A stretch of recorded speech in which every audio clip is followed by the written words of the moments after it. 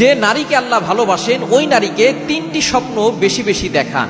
এই 3টি স্বপ্ন যদি কোনো নারী বেশি বেশি দেখে তাহলে মনে করতে হবে আল্লাহ পাক রব্বুল আলামিন তাকে ভালোবাসেন। মনে রাখেন, স্বপ্নের কিন্তু অনেকগুলো ব্যাখ্যা রয়েছে এবং স্বপ্ন অনেক সময় সত্য হয়। ভালো স্বপ্নগুলো আল্লাহর পক্ষ থেকে আসে, খারাপ স্বপ্নটা শয়তানের পক্ষ থেকে আসে।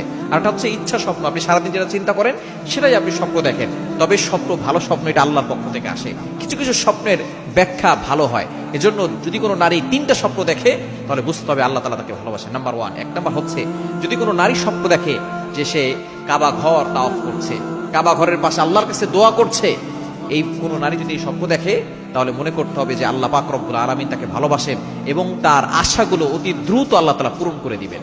অনেক নারীর আশা থাকে, অনেক ধরনের আল্লাহর কাছে চাওয়া পাওয়া থাকে।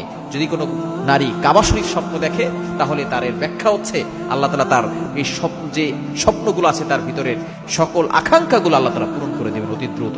এবং 2 নাম্বার, কোনো নারী যদি স্বপ্ন দেখে যে তার কন্যা সন্তান হয়েছে তাহলে এই স্বপ্নের ব্যাখ্যা হচ্ছে আল্লাহ তাকে ভালোবাসেন এবং তাকে আল্লাহ পাক রব্বুল আলামিন রিজিকের ব্যবস্থা করবেন, আল্লাহ তাআলা তাকে সম্পদের ব্যবস্থা করবেন।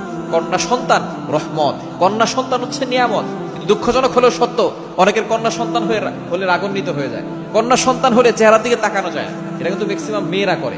দেখবেন কোনো ছেলেকে বিয়ে দেওয়ার পরে যদি ছেলের বোর প্রথমে কন্যা সন্তান হয় শাশুড়ি রাগ করে, অথচ শাশুড়ি সে নিজেও কিন্তু কন্যা সন্তান, তার কারণে তার ছেলে হয়েছে। কিন্তু দেখা যাচ্ছে যে এই শাশুড়িরা মায়েরা তারা সব সময় ছেলেদের প্রতি টান থাকে।